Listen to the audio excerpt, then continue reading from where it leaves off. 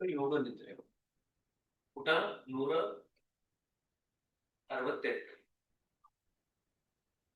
ಯೋಗ ನಿದ್ರೆ ಎಂದರೆ ಏನು? ಹಿಂದಿನ ಪ್ಯಾರಾಗ್ರಾಫ್ ದಾಜಿಯವರು ಏನು ಹೇಳಿದ್ರು? ಇದು ನಮ್ಮ ಪ್ರಜ್ಞೆಯನ್ನು ಉನ್ನತ ಮಟ್ಟಕ್ಕೆ ಏರಿಸುತ್ತದೆ. ನಾವು ಈ ಪ್ರಜ್ಞೆಯೊಂದಿಗೆ ನಿದ್ದೆ ಮಾಡಿದರೆ ನಮ್ಮ ನಿದ್ರೆ ಒಂದು ವಿಶೇಷ ಸ್ಥಿತಿಯಾಗಿ ಮಾರ್ಪಾಡಾಗುತ್ತದೆ. ಅದನ್ನು ಯೋಗ ನಿದ್ರೆ ಎನ್ನುತ್ತೇವೆ. ಈಗ ಜಾಶ್ವಾ ಪಾಲಕ್ ಕೇಳ್ತಾ ಇದ್ದಾರೆ, ಹಾಗಾದ್ರೆ ಯೋಗ ನಿದ್ರೆ ಅಂದ್ರೆ ಏನು? ತುಂಬಾ ಆಳವಾಗಿ ನಿದ್ದೆ ಮಾಡುವ ಜನರಿದ್ದಾರೆ. ಅವರ ಮೇಲೆ ನೀರು ಸುರಿದರೂ ಅವರಿಗೆ ಎಚ್ಚರವಾಗುವುದಿಲ್ಲ, ದಾಜಿ ಹೇಳಿದರು. ಇನ್ನು ಕೆಲವರಿಗೆ ನೀವು ಆ ಕೋಣೆಗೆ ಹೋದ ಕೂಡಲೇ ಎಚ್ಚರವಾಗುತ್ತದೆ.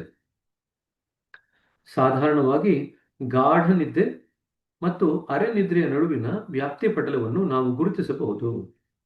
ಯೋಗ ನಿದ್ರೆಯಲ್ಲಿ ನಮ್ಮ ಪ್ರಜ್ಞೆ ಎಲ್ಲಾ ದಿಕ್ಕುಗಳಲ್ಲೂ ವಿಸ್ತರಿಸುತ್ತದೆ. ಗಾಢ ನಿದ್ರೆಗೆ ಚಲಿಸುವ ಮುನ್ನ ಅದು ಏಕಕಾಲದಲ್ಲಿ ಪ್ರಜ್ಞಾಸ್ಥಿತಿಯ ಕಡೆಗೂ ವಿಸ್ತರಿಸುತ್ತದೆ. ಪರಿಣಾಮವಾಗಿ ನಾವು ಏಕಕಾಲದಲ್ಲಿ ಎರಡೂ ಸ್ಥಿತಿಗಳಲ್ಲಿ ಇರುತ್ತೇವೆ.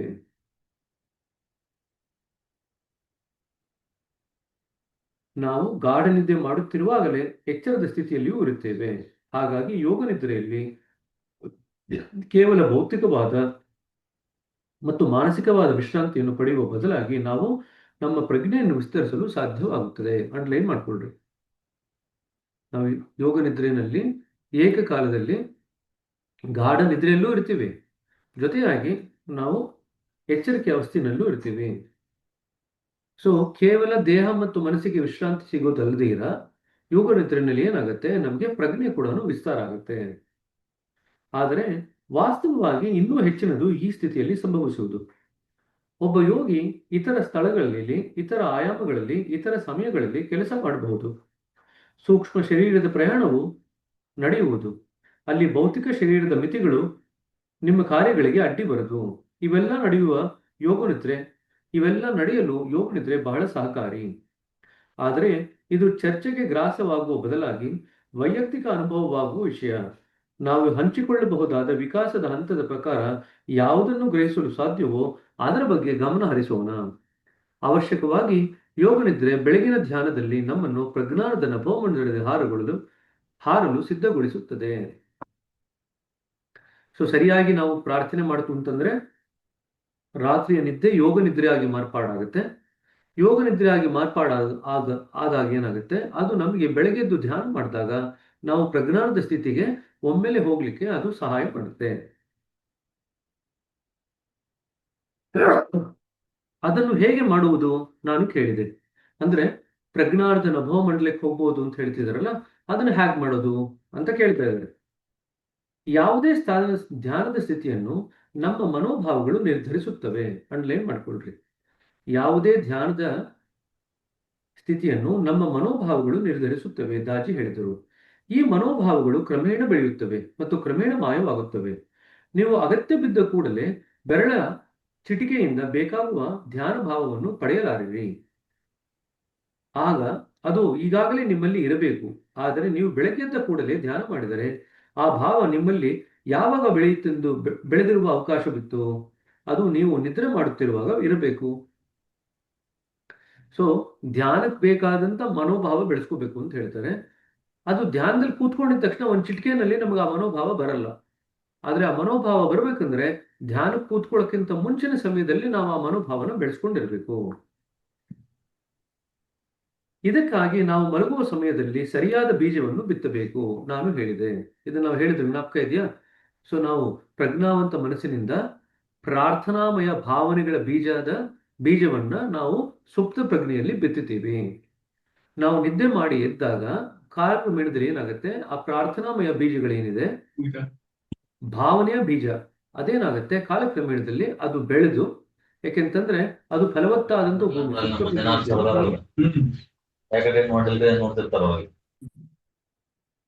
ಸುಪ್ತ ಪ್ರಜ್ಞೆ ಇದೆಯಲ್ಲ, ಅದು ಒಂದು ಫಲವತ್ತಾದಂತ ಭೂಮಿ.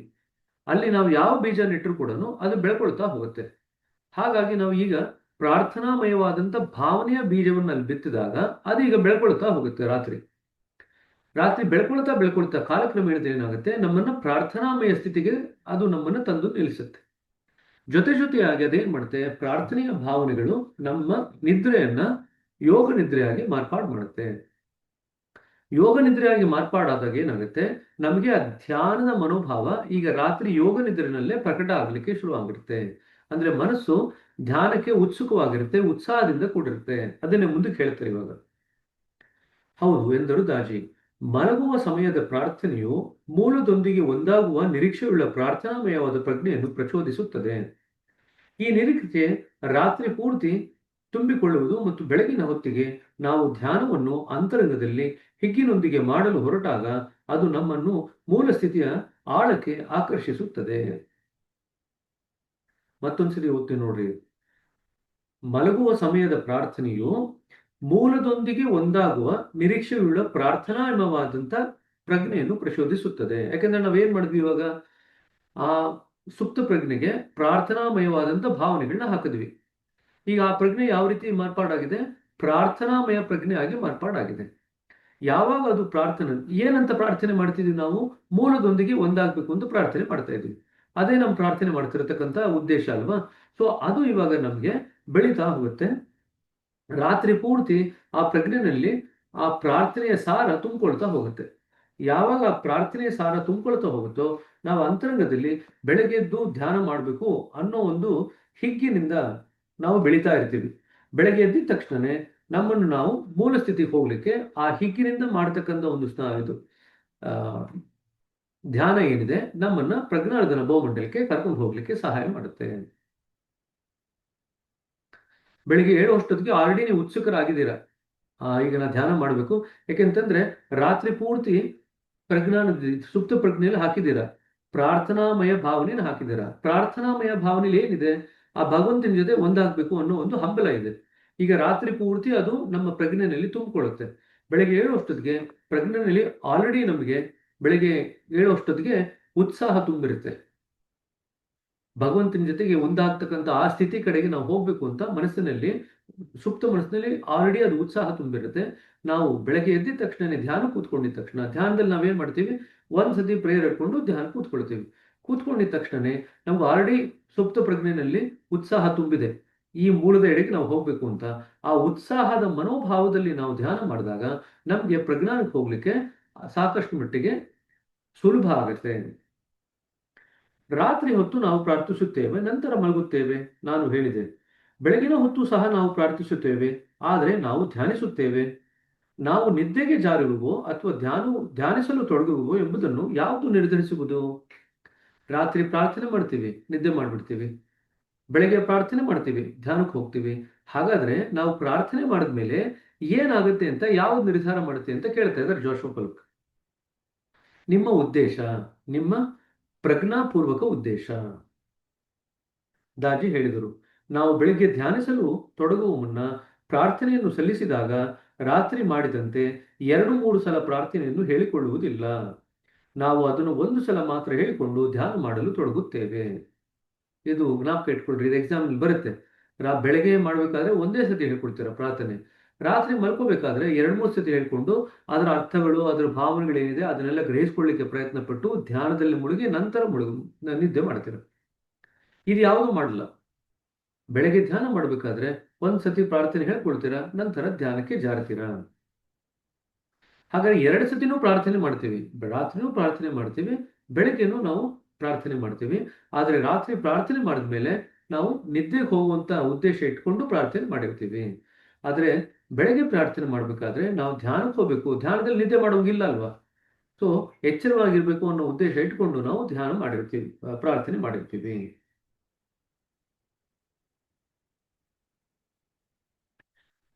ನಾವು ಇದನ್ನು ಒಂದು ಸಲ ಮಾತ್ರ ಹೇಳಿಕೊಂಡು ಧ್ಯಾನ ಮಾಡಲು ತೊಡಗುತ್ತೇವೆ.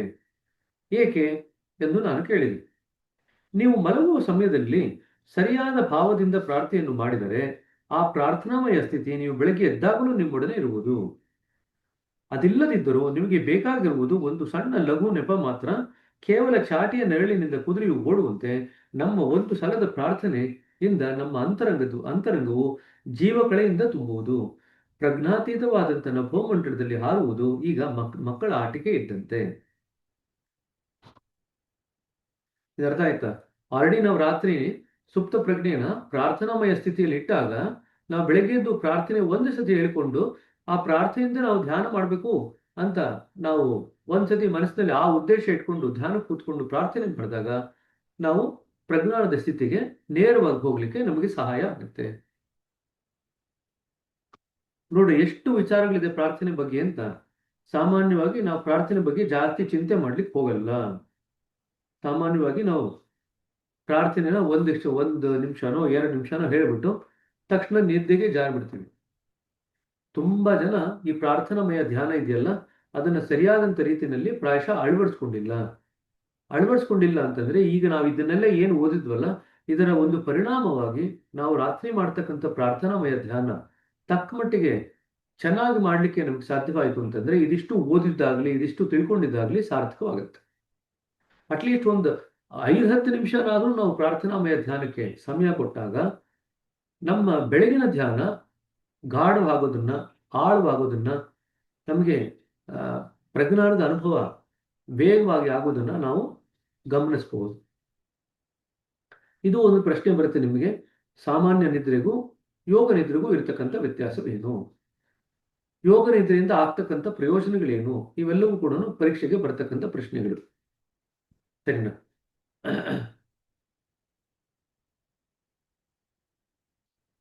ಇಲ್ಲಿಗೆ ಪ್ರಾರ್ಥನೆ ಚಾಪ್ಟರ್ ಮುಗಿತು. ನಂತರ ಗುರು ಚಾಪ್ಟರ್ ಇದೆ. ಇದೊಂದು ಚಾಪ್ಟರ್ ಮುಗಿತು ಅಂತಂದ್ರೆ ನಿಮಗೆ ಈ ಪುಸ್ತಕ ಮುಗಿದಂಗೆ ಆಗತ್ತೆ. ಸೊ ಮುಂದಕ್ಕೆ ಹೋಗ್ಲಿಕ್ಕೆ ಮುಂಚೆ ಏನಾದರೂ ಪ್ರಶ್ನೆಗಳಿತ್ತು ಅಂತಂದ್ರೆ ಕೇಳಿ. ಯಾಕಂದ್ರೆ ಲಾಸ್ಟ್ 2 ದಿವಸದಿಂದ ನಾವು ಯಾವ ಪ್ರಶ್ನೆಗಳನ್ನು ತಗೊಂಡಿಲ್ಲ. ಯಾವ್ದಾನು ಪುಟದಲ್ಲಿ ನೀವು ರೆಕಾರ್ಡಿಂಗ್ ಕೇಳಿಸ್ಕೊಂಡು ನೀವು ಅದನ್ನ ಓದ್ಕೋಬೇಕಾದ್ರೆ ನಿಮ್ಗೆ ಏನಾದರೂ ಗೊಂದಲಗಳು ಅಥವಾ ಅಸ್ಪಷ್ಟತೆಗಳು ಏನಾದ್ರು ಮನಸ್ಸಿಗೆ ಬಂದಿತ್ತು ಅಂತಂದ್ರೆ ಕೇಳ್ರಿ. ಸಮಯ ಇದೆ ಇವತ್ತು.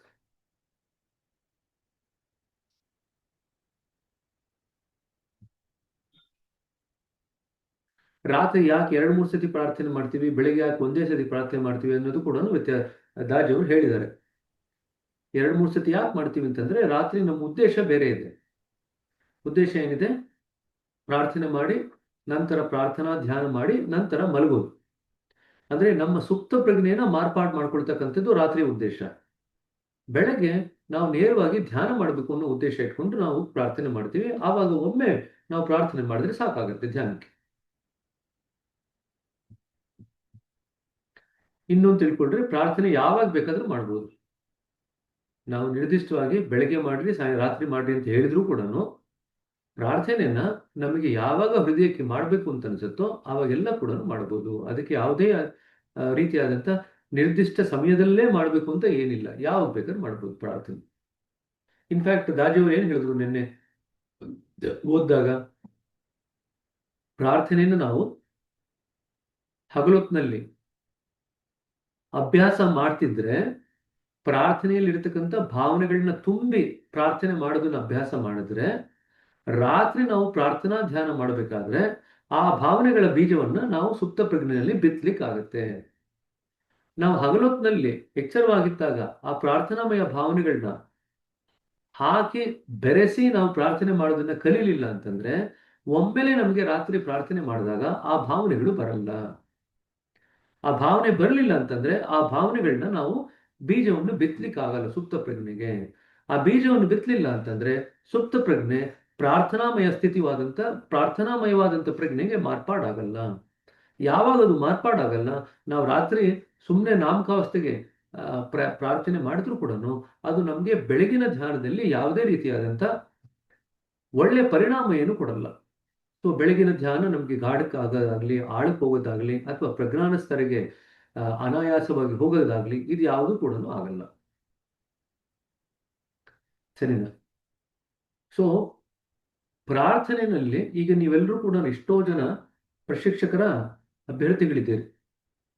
ಪ್ರಶಿಕ್ಷಕರ ಅಭ್ಯರ್ಥಿಗಳಾದಾಗ ನಮಗೆ ಭಾವನೆಗಳ ಬಗ್ಗೆ ಸ್ವಲ್ಪ ಮಟ್ಟಿಗೆ ಸೂಕ್ಷ್ಮತೆ ಅಥವಾ ಸಂವೇದನಾಶೀಲತೆ ಬೆಳೆದಿರುತ್ತೆ.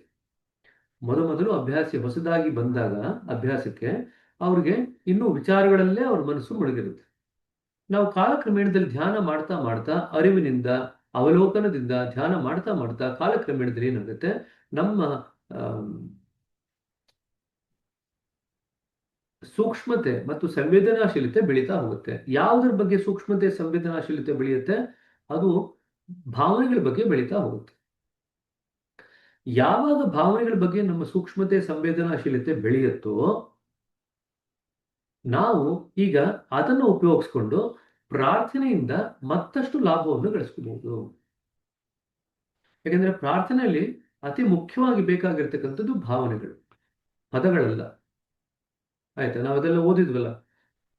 ಬಹಳ ವರ್ಷಗಳು ವೈವಾಹಿಕ ಜೀವನ ಮಾಡಿರತಕ್ಕಂಥ ಒಂದು ಜೋಡಿ, ಅವ್ರು ಮಾತಾಡುವಂತ ಅಗತ್ಯನೇ ಇಲ್ಲ.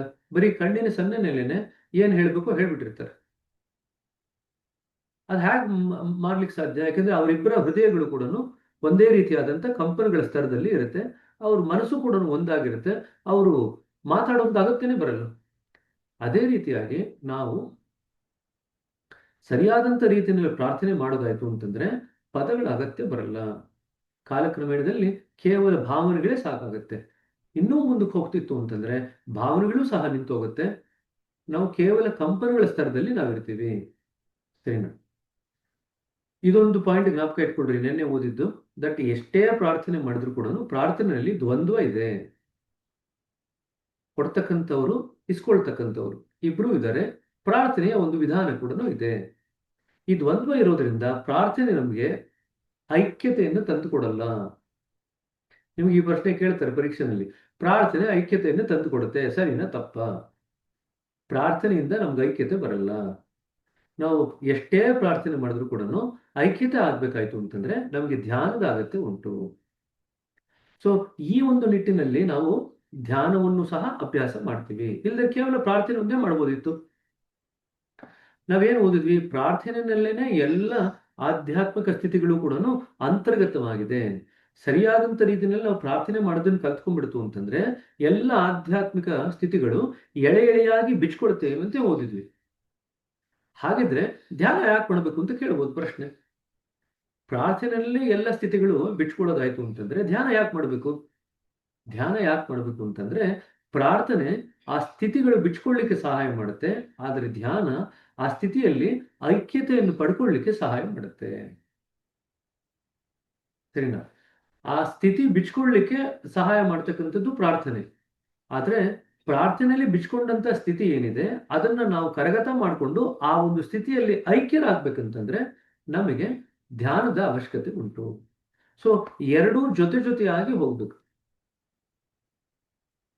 ಸರಿನಾ? ಸೊ ಬೆಳಗಿನ ನಾವು ರಾತ್ರಿ ಪ್ರಾರ್ಥನೆ ಮಾಡ್ಕೊಂಡಾಗ ನಾವು ಯಾವುದೋ ಒಂದು ಪ್ರಾರ್ಥನಾಮಯ ಸುಪ್ತ ಪ್ರಜ್ಞೆಯ ಸ್ಥಿತಿಯನ್ನು ನಾವು ತಂದುಕೊಂಡಾಗ ಯಾವುದೋ ಒಂದು ಕಂಡೀಷನ್ ಡೆವಲಪ್ ಆಗಿರುತ್ತೆ. ನಾವು ಬೆಳಗ್ಗೆ ಎದ್ದು ಧ್ಯಾನಕ್ಕೆ ಕೂತ್ಕೊಂಡಾಗ ಆ ಕಂಡೀಷನ್ ಏನಿದೆ ಅಂತ ಗ್ರಾಸ್ ಮಾಡಿಕೊಂಡು, ಇಲ್ದರೆ ಏನಾಗುತ್ತೆ, ನಾವು ರಾತ್ರಿ ಸರಿಯಾಗಿ ಪ್ರಾರ್ಥನೆ ಮಾಡಿಲ್ಲ ಅಂತ ಇಟ್ಕೊಳ್ರಿ, ಬೆಳಗ್ಗೆ ಎದ್ದು ಈಗ ಧ್ಯಾನ ಮಾಡ್ಲಿಕ್ಕೆ ಶುರು ಮಾಡಿದ್ರಿ, ಆ ಧ್ಯಾನದಲ್ಲಿ ನೀವೀಗ ಸುಪ್ತ ಪ್ರಜ್ಞೆಗೆ ಹೋಗ್ಬೇಕು. ನೀವು ಸುಪ್ತ ಪ್ರಜ್ಞೆನ ಇನ್ನೂ ತಯಾರು ಮಾಡೇ ಇಲ್ಲ ರಾತ್ರಿ.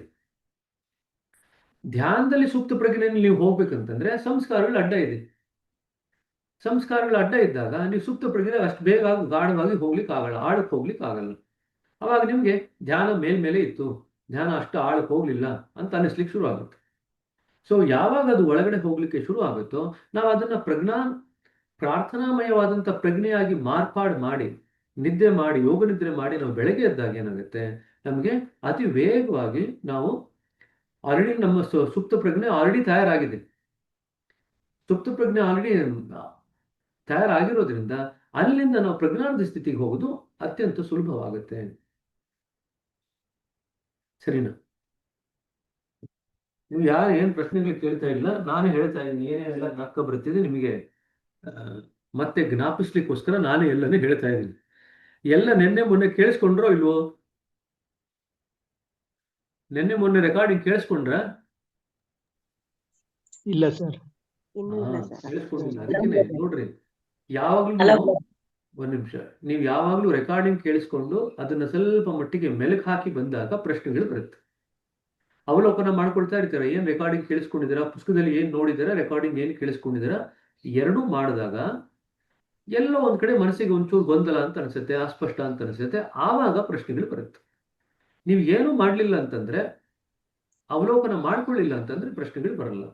ಅವಲೋಕನ ಮಾಡ್ಕೊಳ್ತಾ ಇದ್ದೀರಾ ಅಂದ್ರೆ ನಿಮಗೆ ಅದರದ್ದು ಕುರುಹು ಏನಪ್ಪಾ ಅಂತಂದ್ರೆ ನೀವು ಅವಲೋಕನ ಮಾಡ್ಕೊಳ್ತಾ ಇದ್ದೀರಾ ಅಂತ ಪ್ರಶ್ನೆಗಳು ಬರ್ಬೇಕು. ಹೇಳ್ರಿ ಉಮಾಮೂರ್ತಿ ಅವರೇ. ಈಗ ಪ್ರಾರ್ಥನೆ ರಾತ್ರಿನೇ ಮಾಡ್ತೀವಿ, ರಾತ್ರಿ ಮಾಡ್ತೀವಿ. ಅದ್ರ ಬಗ್ಗೆ ವಿಚಾರ ಮಾಡ್ತಾ ಮಲಗ್ಬೇಕು ಅಂತ ಇರೋದದು. ಆದ್ರೆ ಯಾವಾಗ್ಲೂ ಅದನ್ನ ಮಾಡ್ಬೋದಲ್ಲ. ಯಾವಾಗಲೂ ಅದನ್ನ ಮಾಡ್ಬೋದು. ಯಾವಾಗಲೂ ಮಾಡ್ಲಿಕ್ಕೆ ಏನ್ ತೊಡಕಾಗತ್ತೆ ನೀವೇ ಹೇಳ್ರಿ. ರಾತ್ರಿ ಮಾಡ್ಲಿಕ್ಕೆ ಯಾಕೆ ಸುಲಭ ಆಗುತ್ತೆ, ಬೇರೆ ಟೈಮ್ನಲ್ಲಿ ಮಾಡ್ಲಿಕ್ಕೆ ಯಾಕೆ ಕಷ್ಟ ಆಗುತ್ತೆ ಹೇಳ್ರಿ ನೀವು. ಅಲ್ಲ, ಈಗ ನಾವು ಧ್ಯಾನ ಮಾಡಕ್ಕಿಂತ ಧ್ಯಾನ ಎಲ್ಲ ಮಾಡಾದ್ಮೇಲೆ ನೀವು ಪ್ರಶ್ನೆ ಕೇಳಿದ್ರಿ, ಈಗ ನಾನು ನಿಮ್ಗೆ ಒಂದು ಪ್ರಶ್ನೆ ಕೇಳಿದ್ದೀನಿ, ಉತ್ತರ ಹೇಳ್ರಿ ಅದಕ್ಕೆ. ಬೇರೆ ಅಲ್ಲ ಟೈಮ್ನಲ್ಲಿ ಪ್ರಾರ್ಥನೆ ಮಾಡಿದ್ರೆ ರಾತ್ರಿ ಪ್ರಾರ್ಥನೆ ಮಾಡಿದಂತ ರೀತಿನಲ್ಲೇ ಮಾಡ್ಲಿಕ್ಕೆ ಸ್ವಲ್ಪ ಕಷ್ಟ ಆಗುತ್ತೆ. ಯಾಕಂತ ಕಷ್ಟ ಆಗುತ್ತೆ ಹೇಳಿ. ಡಿಸ್ಟರ್ಬೆನ್ಸ್ ಇರುತ್ತೆ ಅಂತನಾ? ತುಂಬಾ ಬೇರೆ ವಿಚಾರದ ಕಡೆ ಹೋಗ್ತಾ ಇರುತ್ತೆ ಮನಸ್ಸು. ಯಾಕಾಗತ್ತೆ ಅಂತಂದ್ರೆ ನೋಡ್ರಿ, ಹಗಲೊತ್ನಲ್ಲಿ ನಮ್ಮ ಬುದ್ಧಿ ತುಂಬಾ ಪ್ರಬಲವಾಗಿ ಕೆಲಸ ಮಾಡ್ತಾ ಇರುತ್ತೆ. ಸೊ ಬುದ್ಧಿ ಏನ್ ಮಾಡುತ್ತೆ, ವಿಚಾರಗಳ ಕಡೆಗೆ ನಮ್ಮನ್ನು ಕರ್ಕೊಂಡು ಹೋಗುತ್ತೆ ಅಲ್ವಾ. ಸೊ ರಾತ್ರಿ ಯಾಕೆ ಮಾಡ್ತೀವಿ ನಾವು ಈ ಪ್ರಾರ್ಥನೆ, ಪ್ರಾರ್ಥನಾ ಧ್ಯಾನ ಯಾಕೆ ರಾತ್ರಿ ಇಟ್ಟಿದ್ದಾರೆ ಅಂದ್ರೆ, ಬುದ್ಧಿಯ ಪ್ರಖರತೆ ಅದು ರಾತ್ರಿ ಮಲ್ಕೊಳ್ಳುವಂಥ ಟೈಮ್ಗೆ ಸುಸ್ತಾಗಿರುತ್ತೆ ಮನಸ್ಸಿಗೆ. ಬುದ್ಧಿ ಕೂಡ ಬೆಳಗ್ಗೆಯಿಂದ ಯೋಚನೆ ಮಾಡಿ ಮಾಡಿ ಸುಸ್ತಾಗಿರುತ್ತೆ, ಅದು ಒಂದ್ ಕಡೆ ಕೂತ್ಕೊಳ್ಳಿಕ್ಕೆ ಶುರು ಮಾಡುತ್ತೆ, ವಿಶ್ರಾಂತಿ ಬೇಕಾದಕ್ಕೆ. ಆವಾಗ ಬುದ್ಧಿ ಜಾಸ್ತಿ ಕೆಲಸ ಮಾಡ್ತಾ ಇರಲ್ಲ. ಯಾವಾಗ ಬುದ್ಧಿ ಜಾಸ್ತಿ ಕೆಲಸ ಮಾಡಲ್ವೋ ಆವಾಗ ನಮಗೆ ಪ್ರಜ್ಞೆ ಮತ್ತು ಸುಪ್ತ ಪ್ರಜ್ಞೆ ನಡುವೆ ಇರತಕ್ಕಂಥ ಪದರ ಏನಿದೆ ಅದು ಹಿಂದೆ ಸರಿಯುತ್ತೆ ಅಂತ ನಾವು ಓದಿದ್ವಿ, ಜ್ಞಾಪಕ ಇದೆಯಾ. ಅದು ಹಿಂದೆ ಸರಿದಾಗ ನಮಗೆ ಎಚ್ಚರವಾಗಿದ್ದೀವಿ, ಆದ್ರೆ ಸುಪ್ತ ಪ್ರಜ್ಞೆ ಇವಾಗ ನಮಗೆ ಎಟಕ್ತಾ ಇದೆ. ನಾರ್ಮಲ್ ಏನಾಗಿರುತ್ತೆ, ನಾವು ಎಚ್ಚರವಾಗಿದ್ದಾಗ ಬುದ್ಧಿ ತೀವ್ರವಾಗಿ ಕೆಲಸ ಮಾಡ್ತಿರ್ಬೇಕಾದ್ರೆ ಈ ಪರದೆ ತುಂಬಾ ಸ್ಟ್ರಾಂಗ್ ಆಗಿರುತ್ತೆ, ನಮಗೆ ಸುಪ್ತ ಪ್ರಜ್ಞೆಗೆ ನಿಲಿಕೆ ಇರಲ್ಲ. ಯಾವಾಗ ಬುದ್ಧಿಯ ಆಕ್ಟಿವಿಟಿ ಕಡಿಮೆ ಆಗುತ್ತೋ, ಬುದ್ಧಿಯ ಕೆಲಸ ಕಡಿಮೆ ಆಗುತ್ತೋ, ಬುದ್ಧಿ ವಿಶ್ರಾಂತಿ ತಗೊಳ್ತಿದೆ, ಮನಸ್ಸು ಕೂಡ ವಿಚಾರಗಳ ಕಡೆಗೆ ಹೋಗೋದು ಬೇಡ, ಸ್ವಲ್ಪ ವಿಶ್ರಾಂತಿ ಬೇಕು ಅಂತ ಒಂದ್ ಕಡೆ ಕೂತ್ಕೊಳ್ತಾ ಇದೆ ತಟಸ್ಥವಾಗಿ. ಅದೇ ಸರಿ ನಿಸರ್ಗ ಕೂಡ ನಮ್ಗೆ ಸಹಾಯ ಮಾಡುತ್ತೆ ರಾತ್ರಿಗೆ. ಈಗ ಮಲಗುವಂತ ಸಮಯ ಅಂತ ಏನ್ ಮಾಡುತ್ತೆ, ಅದು ಆ ಸುಪ್ತ ಪ್ರಜ್ಞೆ ಮತ್ತು ಪ್ರಜ್ಞೆ ನಡುವೆ ಇರತಕ್ಕಂತ ಒಂದು ಪರದೆ ಏನಿದೆ ಅದನ್ನ ಹಿಂದಕ್ಕೆ ಸರಿಸುತ್ತೆ. ನಿಸರ್ಗ ನಮ್ಗೆ ಸಹಾಯ ಮಾಡುತ್ತೆ. ಯಾವಾಗ ಬುದ್ಧಿಯ ಆಕ್ಟಿವಿಟಿನೂ ಬುದ್ಧಿಯ ಕೆಲಸನೂ ಕಡಿಮೆ ಆಯಿತು, ಈ ಪರದೆ ಕೂಡ ಹಿಂದೆ ಸರಿತು, ನಾವಿನ್ನೂ ನಿದ್ದೆ ಹೋಗಿಲ್ಲ, ಪ್ರಜ್ಞಾವಂತ ಸ್ಥಿತಿಲಿದ್ದೀವಿ, ಆದ್ರೆ ಸುಪ್ತ ಪ್ರಜ್ಞೆ ಕೂಡ ಈಗ ನಮಗೆ ಕಾಣ್ತಾ ಇದೆ. ಅದಕ್ಕೆ ನಮಗೆ ನಿಲುಕಿದೆ, ಒಂದು ಓಪನಿಂಗ್ ಸಿಕ್ಕಿದೆ. ಆ ಓಪನಿಂಗ್ ಇಟ್ಕೊಂಡು ನಾವು ಸುಪ್ತ ಪ್ರಜ್ಞೆಯಲ್ಲಿ ನಮ್ಗೆ ಏನ್ ಬೇಕೋ ಅದನ್ನ ಹಾಕ್ತೀವಿ. ಅದನ್ನ ನಾವು ನಿದ್ರೆನ ಯೋಗ ನಿದ್ರೆಯಾಗಿ ಪರಿವರ್ತನೆ ಮಾಡ್ತೀವಿ. ಅದರ ಮುಖಾಂತರ ನಾವು ಬೆಳೆಸ್ಕೊಳ್ತೀವಿ, ನಮ್ಮ ಒಂದು ಧ್ಯಾನವನ್ನ ಆಳಕ್ಕೆ ಹೋಗ್ಲಿಕ್ಕೆ ಸಹಾಯ ಮಾಡ್ಕೊಳ್ತೀವಿ. ಡೇ ಟೈಮಲ್ಲಿ ಮಾಡ್ಬೋದು, ಡೆಫಿನೆಟ್ಲಿ ಮಾಡ್ಬೋದು, ಯಾಕೆ ಮಾಡಬಾರ್ದು. ಆದರೆ ಡೇ ಟೈಮ್ನಲ್ಲಿ ನಾವು ಮಾಡಬೇಕಾದ್ರೆ ತೊಡಕೆ ಏನಪ್ಪಾ ಆಗುತ್ತೆ ಅಂತಂದ್ರೆ, ಬುದ್ಧಿಯ ಪ್ರಬಲತೆ ಇರುತ್ತೆ. ಸೊ ಆ ಬುದ್ಧಿಯ ಪ್ರಬಲತೆಯನ್ನ ಮೀರಿ ನಾವು ಭಾವನೆಗಳಿಗೆ ಕಡೆಗೆ ನಾವು ಗಮನ ಕೊಡ್ಲಿಕ್ಕೆ ಸಾಧ್ಯ ಆಯಿತು ಅಂತಂದ್ರೆ ಅದಕ್ಕೆ ಅಭ್ಯಾಸ ಬೇಕು. ಅದಕ್ಕೆ ದಾಜಿ ಏನ್ ಹೇಳಿದ್ದಾರೆ, ರಾತ್ರಿ ಮಾಡ್ಲಿಕ್ಕೆ ಮುಂಚೆ ಪ್ರಾರ್ಥನೆಯಲ್ಲಿ ಇರತಕ್ಕಂಥ ಭಾವನೆಗಳ ಹಿಂದೆ ನಮ್ಮ ಮನಸ್ಸು ಹೋಗೋಕೆ ಅಭ್ಯಾಸ ಆಗ್ಬೇಕು ನಮ್ಗೆ. ಸೊ ನಾವು ಹಗಲೊತ್ತಿನಲ್ಲಿ ಪ್ರಾರ್ಥನೆನ ಅಟ್ಲೀಸ್ಟ್ ಒಂದು 2-3 ಟೈಮ್ ದಿನ ಮಾಡ್ತಾ ಇತ್ತು ಅಂತಂದ್ರೆ, ಯಾವುದರ ಕಡೆ ಗಮನ ಕೊಟ್ಟು ಕೇವಲ ಪ್ರಾರ್ಥನೆಯಲ್ಲಿ ಇರ್ತಕ್ಕಂಥ ಪದಗಳ ಕಡೆ ಗಮನ ಕೊಟ್ಟಲ್ಲ, ಪ್ರಾರ್ಥನೆ ಪದಗಳ ಹಿಂದೆ ಇರ್ತಕ್ಕಂಥ ಭಾವನೆ ಕಡೆಗೆ ಗಮನ ಕೊಟ್ಟು ಅಭ್ಯಾಸ ಮಾಡಿಕೊಂಡ್ರೆ, ನಾವು ರಾತ್ರಿ ಪ್ರಾರ್ಥನೆ ಮಾಡಿದಾಗ ಆ ಭಾವನೆಯನ್ನ ತಗೊಂಡು ಹೋಗಿ ಸುಪ್ತ ಪ್ರಜ್ಞೆಯಲ್ಲಿ ನಾವು ಬಿತ್ತಬಹುದು. ಸರಿನಾ. ಇದೆಲ್ಲ ನಮ್ಮ ಮನಸ್ಸು ನೋಡ್ರಿ, ನೀವು ಯಾವ ತರ ನೋಡ್ಕೊಂಡಿದ್ದೀರಾ, ಬೆಳಗ್ಗೆ ಇದ್ದಾಗ ಮನಸ್ಸಿನ ಸ್ಥಿತಿ ಹೇಗಿರುತ್ತೆ, ತಿಂಡಿ ತಿನ್ನುವಷ್ಟೊತ್ತಿಗೆ ಹೇಗಾಗುತ್ತೆ, ಮಧ್ಯಾಹ್ನ ಆಗುವಷ್ಟೊತ್ತಿಗೆ ಹೇಗಾಗುತ್ತೆ, ರಾತ್ರಿ ಹೇಗಾಗುತ್ತೆ ಅಂತ ನೀವು ನೋಡ್ಕೊಂಡಿದ್ದೀರ ಮನಸ್ಸು. ಮನಸ್ಸಿಗೆ 8 ಭಾಗ ಇದೆ ಅಂತ ಹೇಳಿದಿವಲ್ಲ. ಸೊ ಎಲ್ರಿಗೂ ಒಂದು ಹೋಮ್ವರ್ಕ್, ಬೆಳಗ್ಗೆ ಎದ್ದಾಗ ಮನಸ್ಸಿನ 8 ಭಾಗಗಳಲ್ಲಿ ಯಾವ ಭಾಗ ಕೆಲಸ ಮಾಡ್ತಾ ಇರುತ್ತೆ. ತಿಂಡಿ ತಿನ್ನೋ ಅಷ್ಟೊತ್ತಿಗೆ ಏನೋ ಉಪ್ಪಿಟ್ಟೋ ಕೇಸರಿ ಬಾತೋ ಏನೋ ಮಾಡಿದ್ರಿ ಅಂತ ಇಟ್ಕೊಳ್ರಿ, ಅವಾಗ ಮನಸ್ಸಿನ 8 ಭಾಗದಲ್ಲಿ ಯಾವ್ದು ಕೆಲಸ ಮಾಡ್ತಾ ಇರುತ್ತೆ. ಮಧ್ಯಾಹ್ನ ಊಟ ಮಾಡೋಷ್ಟೊತ್ತಿಗೆ ಕೆಲ್ಸಕ್ಕೆ ಹೋಗ್ತೀರಾ, ಕೆಲಸ ಮಾಡ್ಬೇಕಾದ್ರೆ ಮನಸ್ಸಿನ ಯಾವ ಯಾವ ಭಾಗಗಳು ಕೆಲಸ ಮಾಡ್ತಿರುತ್ತೆ. ಸಾಯಂಕಾಲ ಆಗೋಷ್ಟೊತ್ತಿಗೆ ಮನಸ್ಸಿನ ಯಾವ ಭಾಗಗಳು ಕೆಲಸ ಮಾಡುತ್ತೆ, ರಾತ್ರಿ ಆಗೋಷ್ಟೊತ್ತಿಗೆ ಮಲಗೋಕ್ ಮುಂಚೆ ಮನಸ್ಸಿನ ಯಾವ ಭಾಗ ಕೆಲಸ ಮಾಡುತ್ತೆ. ಇದನ್ನ ನೋಡ್ಕೊಳ್ಲಿಕ್ಕೆ ಸಾಧ್ಯ ಆಯ್ತು ಅಂತಂದ್ರೆ, ಇದನ್ನೇ ನಾನು ಹೇಳಿದ್ದೆ ಒಂದ್ಸತಿ, ಅಹಂ ಏನಾಗುತ್ತೆ ಬೆಳಗ್ಗೆಯಿಂದ ರಾತ್ರಿ ಯಾರು ನೋಡ್ಕೊಂಡಿದ್ದೀರಾ. ಬೆಳಗ್ಗೆ ಎದ್ದಾಗ ಯಾರಿಗಾದ್ರೂ ಅಹಂ ಇರುತ್ತೆ ತುಂಬಾ, ಏನಿಲ್ಲ, ಯಾರ ಮೇಲೆ ಕಿರ್ಚಾಡ್ತಿರಲ್ಲ ಬೆಳಗ್ಗೆ ಎದ್ದು, ಅಲ್ವಾ. ಶಾಂತ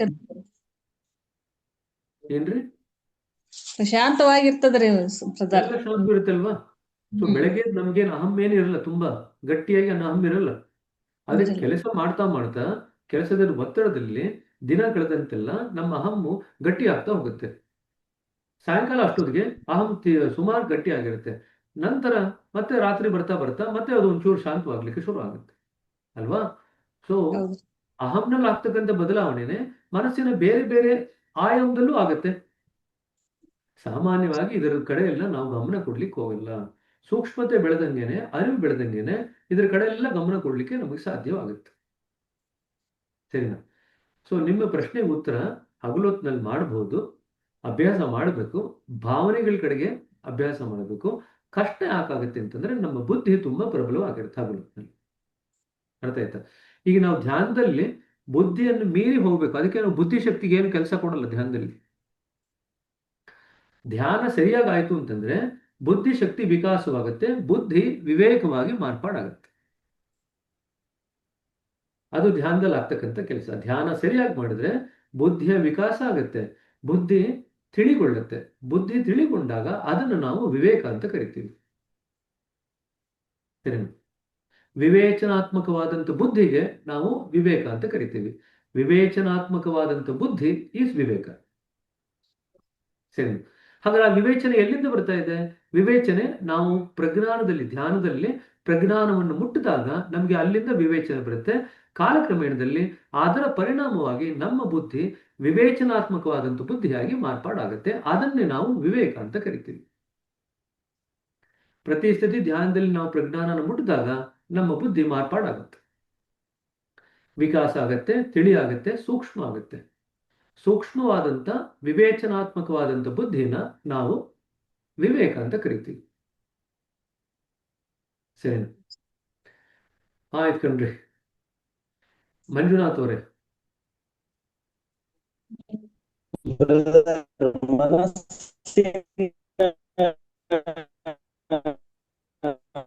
ಎಂಟು ಭಾಗಗಳು ಯಾವ ಬ್ರದರ್? ಸೊ ನಿಮ್ದೆಲ್ಲ ಕಟ್ ಕಟ್ ಕಟ್ ಆಯ್ತು ಬ್ರದರ್. ಮನಸ್ಸಿನ 8 ಭಾಗನೇ ಇವಾಗ ಕಟ್ ಕಟ್ ಕಟ್ ಮಾಡಿ ಹೇಳ್ಬೇಕೀಗ ನೀವು. ಬ್ರದರ್ ಆಯ್ತು ನೋಡ್ರಿ, ಸಾಮಾನ್ಯವಾಗಿ 4 ನಮ್ಮ ಸೂಕ್ಷ್ಮ ಶರೀರದ ಭಾಗಗಳು ಅಂತ ನಾವು ಎಲ್ಲ ಪುಸ್ತಕದಲ್ಲೂ ಓದ್ತೀವಿ. ಮನಸ್ಸು, ಬುದ್ಧಿ, ಚಿತ್ತ, ಅಹಂಕಾರ ಅಲ್ವಾ? ಈ 4 ಸೂಕ್ಷ್ಮ ಶರೀರದ ಭಾಗಗಳು ಅಂತ ಹೇಳ್ತೀವಿ. ಆದ್ರೆ ನಮ್ಮ ಮನಸ್ಸನ್ನು ನಾವು ನೋಡ್ಕೊಂಡ್ರೆ ದಿನನಿತ್ಯದಲ್ಲಿ ಬರೀ ಈ 4ನೇ ಉಪಯೋಗಿಸ್ತೀವ, ಇನ್ನೂ 4 ಉಪಯೋಗಿಸ್ತೀವಿ. ಭಾವನೆ ಉಪಯೋಗಿಸಲ್ವ ನಾವು? ಎಮೋಷನ್ಸ್ ಉಪಯೋಗಿಸಲ್ವ ದಿನನಿತ್ಯದಲ್ಲಿ? ಉಪಯೋಗಿಸ್ತೀವಲ್ವಾ? ಕಲ್ಪನೆ ಉಪಯೋಗಿಸಲ್ವಾ? ಕಲ್ಪನೆ ಮಾಡ್ಕೊಳಲ್ವಾ ದಿನಾಗ್ಲೂ? ಏನೋ ಒಂದಿಷ್ಟು ಕಲ್ಪನೆ ಮಾಡ್ಕೊಳ್ತೀವೋ ಇಲ್ವೋ? ಸೊ ಭಾವನೆ, ಕಲ್ಪನೆ, ಪ್ರಜ್ಞೆಯಲ್ಲಿ ಇರ್ತೀವೋ ಇಲ್ವೋ ನಾವು ದಿನಾಗ್ಲೂ? ಪ್ರಜ್ಞಾಪೂರ್ವಕವಾಗಿ ಕೆಲಸ ಮಾಡ್ಲಿಕ್ಕೆ ಪ್ರಯತ್ನ ಪಡ್ತೀವಲ್ವಾ? ಮತ್ತೆ ಇಚ್ಛಾಶಕ್ತಿ, ನಾವ್ ಏನೇ ಕೆಲಸ ಮಾಡ್ಬೇಕು ಅಂದ್ರೂ ಅದನ್ನ ನಾವು ಇಚ್ಛೆ ಪಡ್ಬೇಕು, ಈ ಕೆಲಸ ಮಾಡ್ಬೇಕು ಅಂತ. ಸೊ ಈ 4 ಇರುತ್ತೆ: ಮನಸ್ಸು, ಬುದ್ಧಿ, ಚಿತ್ತ, ಅಹಂಕಾರ. ಈ 4 ಭಾವನೆ, ಕಲ್ಪನೆ, ಪ್ರಜ್ಞೆ, ಇಚ್ಛಾಶಕ್ತಿ. ಈ 4 ಒಟ್ಟು 8 ಆಗುತ್ತೆ. ನಾವು ದಿನನಿತ್ಯದಲ್ಲಿ ಈ 8 ಉಪಯೋಗಿಸ್ತೀವಿ. ನಮಗೆ ಗೊತ್ತಿದೆಯೋ, ನಮ್ಗೆ ಅದರ ಬಗ್ಗೆ ಅರಿವಿದೆಯೋ ಅರಿವಿಲ್ವೋ, ಈ 8 ಸಹ ಉಪಯೋಗಿಸ್ತೀವಿ. ಆದ್ರೆ ನಿಮಗೆ ಸೂಕ್ಷ್ಮ ಶರೀರದ 4 ಅಂಗಗಳು ಬರೀರಿ ಅಂತ ಹೇಳಿದ್ರೆ ನೀವು ಬರೀ 4 ಬರೀಬೇಕು. ಯಾವುದು ಅಂತಂದ್ರೆ ಮನಸ್ಸು, ಬುದ್ಧಿ, ಚಿತ್ತ, ಅಹಂಕಾರ. ಈ 4 ಅಷ್ಟೇ ನಮಗೆ ಸೂಕ್ಷ್ಮ ಶರೀರದ ಭಾಗಗಳು ಅಂತ ಹೇಳೋದು. ಬಟ್ ಆದ್ರೆ ನಮ್ಮ ದಿನನಿತ್ಯದ ಅನುಭವದಲ್ಲಿ ನಾವು ಇನ್ನೂ 10 ಹಲವಾರು ಇನ್ನೂ 4 ಉಪಯೋಗಿಸಿದ್ರೆ ಎಲ್ರಿಗೂ ಗೊತ್ತಿದೆ, ಅನುಭವದಲ್ಲೇ ನಮ್ಗೆ ಗೊತ್ತಿದೆ.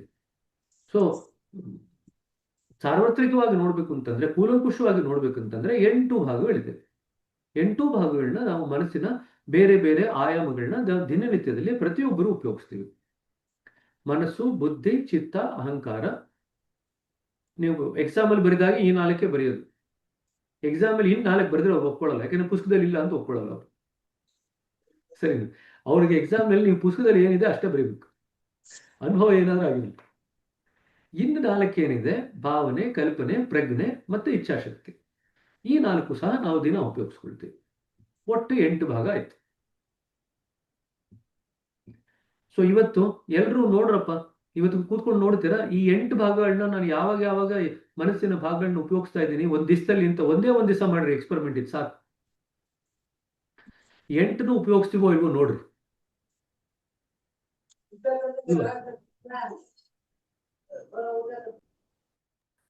ಸರಿ, ಸರ್ ಅದು ಸರ್ ಸರ್ ಬ್ರದರ್ ನಮಸ್ತೆ. ಒಂದು ಇಚ್ಛಾಶಕ್ತಿ ವಿಚಾರ ಮತ್ತು ಬಂದಾಗ ಇದ್ 4 ಬರುತ್ತೆ ಸರ್.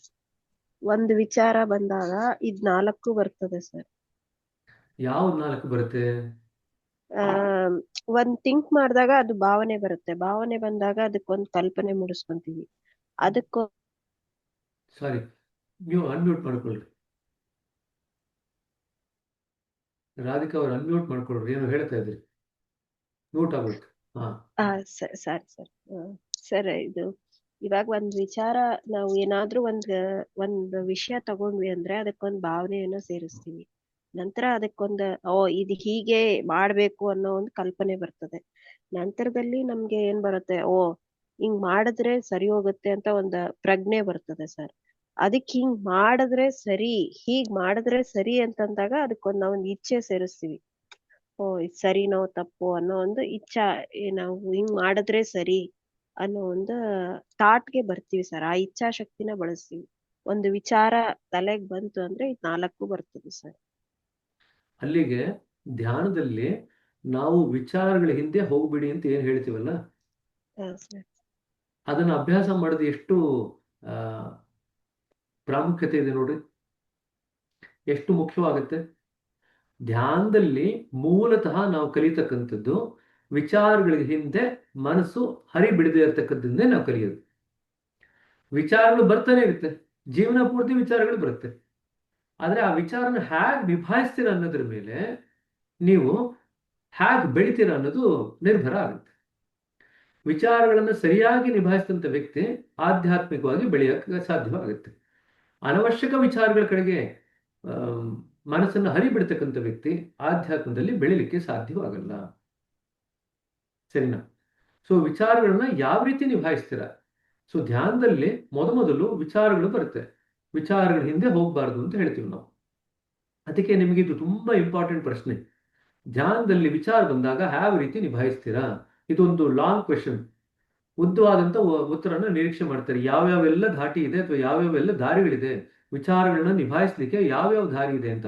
ನಾವು ಇದು ಹಾರ್ಟ್ಫುಲ್ನೆಸ್ ಓದ್ಬೇಕಾದ್ರೆ ಸುಮಾರು ನಿಮಗೆ ಲೈನ್ಸ್ ಅಂಡರ್ಲೈನ್ಸ್ ಮಾಡಿಸ್ದೆ, ಸುಮಾರು ವಿಚಾರಗಳನ್ನ ನಿಮಗೆ ಅದರಲ್ಲಿ ಅಂಡರ್ಲೈನ್ ಮಾಡ್ಕೊಳ್ಳಿಕ್ಕೆ ಹೇಳಿದೆ, ಇಂತಿಂಥ ದಾರಿ ಎಲ್ಲ ಉಂಟು ಅಂತ. ಸೊ ಅದಷ್ಟು ಕೂಡ ಪರೀಕ್ಷೆನಲ್ಲಿ ಈ ಪ್ರಶ್ನೆ ಬಂದಾಗ ಉತ್ತರ ಬರೀಬೇಕಾಗುತ್ತೆ. ಸೊ ಮೊದಲು ವಿಚಾರಗಳ ಹಿಂದೆ ಹೋಗ್ತಾ ಇರೋದನ್ನ ಕಲಿತೀವಿ. ಕಾಲಕ್ರಮೇಣದಲ್ಲಿ ಅನುಭವದ ಹಿಂದೆ ಕೂಡ ಹೋಗದೆ ಇರೋದನ್ನ ಕಲಿತೀವಿ. ಸೊ ನಾವು ಕಾಲಕ್ರಮೇಣದಲ್ಲಿ ಯಾವ ಸ್ಥಿತಿಗೆ ಹೋಗ್ಬೇಕು? ವಿಚಾರಾತೀತ ಸ್ಥಿತಿ, ಅನುಭವಾತೀತ ಸ್ಥಿತಿ, ಅನುಭವಕ್ಕೆ ಅತೀತವಾದಂಥ ಸ್ಥಿತಿ, ವಿಚಾರಕ್ಕೆ ಅತೀತವಾದಂಥ ಸ್ಥಿತಿ. ಆ ಸ್ಥಿತಿಯಲ್ಲಿ ನಾವು ಹೋಗಿ ನೆಲೆ ನಿಲ್ಲಬೇಕು. ಅದು ಆಗ್ಬೇಕಂತಂದ್ರೆ ನಾವು ವಿಚಾರಗಳನ್ನ, ಅನುಭವಗಳನ್ನ ಸರಿಯಾದಂಥ ರೀತಿಯಲ್ಲಿ ನಿಭಾಯಿಸೋದನ್ನ ಕಲಿಬೇಕು. ಧ್ಯಾನ ಅದಕ್ಕೆ ಇರ್ತಕ್ಕಂಥ ಅಭ್ಯಾಸ. ಧ್ಯಾನದಲ್ಲಿ ವಿಚಾರಗಳಿಂದ ಹೋಗಲ್ಲ, ಅನುಭವಗಳಿಂದ ಹೋಗಲ್ಲ, ಏನಾಗಿದೆಯೋ ಆಗಿದೆ ಅಷ್ಟೇ. ಸರಿನಾ? ಸೊ ನಾವು ಯಾವುದೇ ಒಂದು ವಿಚಾರನ ಅನವಶ್ಯಕವಾಗಿ ಮನಸ್ಸಿನಲ್ಲಿ ಇಟ್ಕೊಂಡು ಮೆಲುಕು ಹಾಕ್ತಾ ಕೂತಿದ್ರೆ ಏನ್ ಮಾಡ್ತಾ ಇದೀವಿ? ಏನ್ ಹೊಸಿತಾ ಇದೀವಿ?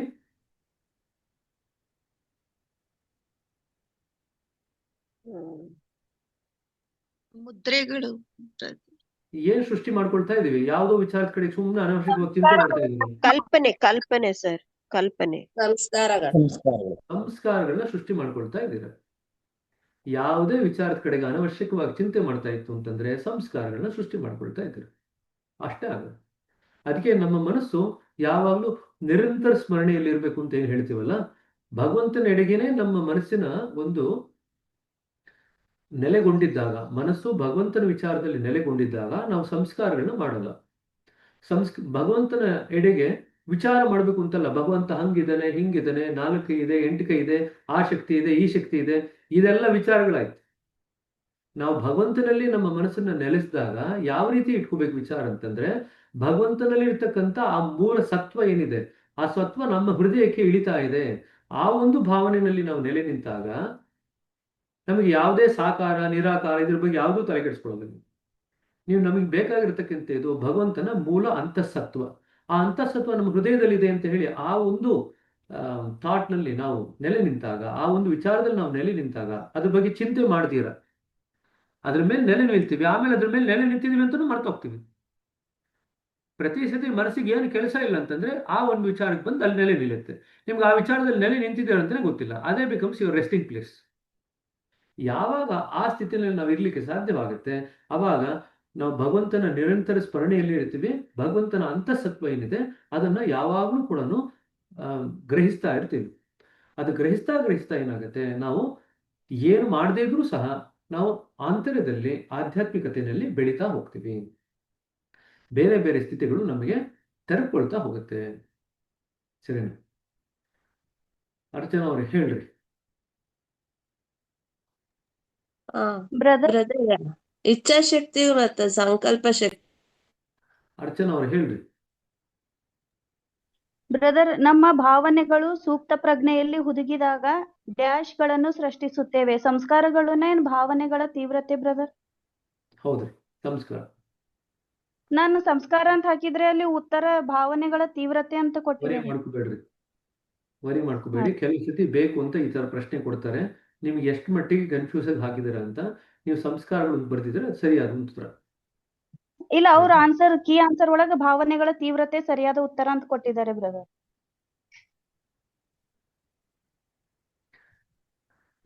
ಇರ್ಲಿ ಬ್ರದರ್, ಸರಿ, ಅರ್ಥ ಆಯ್ತು. ಇನ್ನೊಂದು ಬ್ರದರ್, ಇಲ್ಲ, ಒಂದ್ ನಿಮಿಷ. ನಿಮಗೆ ನಾ ಏನ್ ಪ್ರಶ್ನೆಗಳು ಕೇಳಿದ್ದೀನಲ್ವಾ, ಆ ಪ್ರಶ್ನೆಗಳನ್ನ ನಾನು ನೋಡೂ ಇಲ್ಲ, ಅದಕ್ಕೆ ನಾವು ಉತ್ತರ ನೋಡ್ಲಿಕ್ಕೂ ಹೋಗಿಲ್ಲ. ಸೊ ನಿಮ್ಗೆ ಏನಾದ್ರೂ ಆ ಪ್ರಶ್ನೆಗಳ ಬಗ್ಗೆ ನಿಮಗೆ ತೊಂದರೆ ಇತ್ತು ಅಂತಂದ್ರೆ, ಯಾರ ಪ್ರಶ್ನೆ ಪತ್ರಿಕೆ ನಿಮಗೆ ಸೆಟ್ ಮಾಡಿ ಭಾಷಾಂತರ ಮಾಡಿ ಕೊಟ್ರಲ್ಲ, ಅವರನ್ನ ನಾನು ನಿಮಗೆ ನಂಬರ್ ಕಳಿಸ್ಕೊಡ್ತೀನಿ. ಅವ್ರ ಹತ್ರ ನೀವು ಒಂದ್ಸತಿ ಮಾತಾಡ್ಕೊಳ್ರಿ, ಸರಿನಾ? ಆದ್ರೆ ಭಾವನೆಗಳನ್ನ ನಾವು ಒಳಗಡೆ ಅಡಕ ಮಾಡ್ತಿದ್ದಂಗೆನೆ ನಾವು ಸಂಸ್ಕಾರಗಳನ್ನ ಸೃಷ್ಟಿ ಮಾಡ್ಕೊಳ್ತೀವಿ. ಅದು ಒಂದು ಸೆಂಟೆನ್ಸ್ ಹಾಗೇ ಇದೆ ಪುಸ್ತಕದಲ್ಲಿ. ಸೆಂಟೆನ್ಸ್ ಹಾಗೆ ಸೃಷ್ಟಿಗಳನ್ನ ನಾವು ಸಂಸ್ಕಾರಗಳನ್ನ ಸೃಷ್ಟಿ ಮಾಡ್ಕೊಳ್ತೀವಿ ಅಂತ ಸೆಂಟೆನ್ಸ್ ಹಾಗೆ ಇದೆ. ಸೊ ನೀವು ಪುಸ್ತಕದಲ್ಲಿ ಬರ್ದಿರ್ತಕ್ಕಂಥದ್ದು ನೀವು ಬರ್ದಿದ್ರೆ ಆ ಉತ್ತರ ಸರಿಯಾಗಿದೆ, ಅದ್ರ ಬಗ್ಗೆ ಚಿಂತೆ ಮಾಡಬೇಡಿ.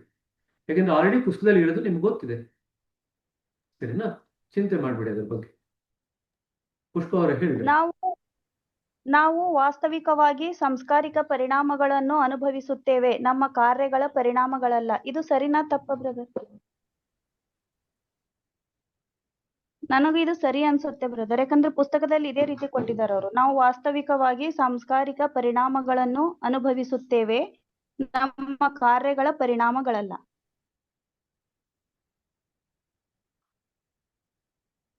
ನಾನು ನಿಮ್ಮ ಹಿಂದಿನ ಪ್ರಶ್ನೆಗೆ ಏನು ಉತ್ತರ ಕೊಟ್ಟೆ? ಏನಾದ್ರು ಕೇಳಿಸ್ಕೊಂಡ್ರ ನೀವು? ಕೇಳಿಸ್ಕೊಂಡೆ, ಅದೇ ಉತ್ತರ